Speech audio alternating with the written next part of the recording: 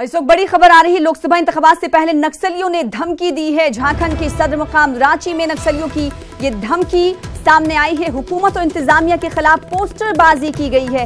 पोस्टरबाजी से लोगों में दहशत का माहौल है। पुलिस इंतजामिया सीसीटीवी से नजर पूरे मामले पर रख रही है। आपको बता दें कि जिस तरीके से लोकसभा इंतखाबात सर पर हैं, तमाम लीडरान सरगर्म हैं, इस बीच नक्सलियों की धमकी भी सामने आई है। झारखंड में ये धमकी नक्सलियों की जानिब से दी गई है। झारखंड के सदर मुकाम रांची में नक्सलियों की धमकी देखी गई। हुकूमत और इंतजामिया के खिलाफ पोस्टरबाजी की गई है। नक्सलियों ने पोस्टर के जरिए धमकी दी है। पोस्टर से लोगों में दहशत का माहौल देखा जा रहा है। पुलिस इंतजामिया सीसीटीवी से इस पर नजर रख रही है।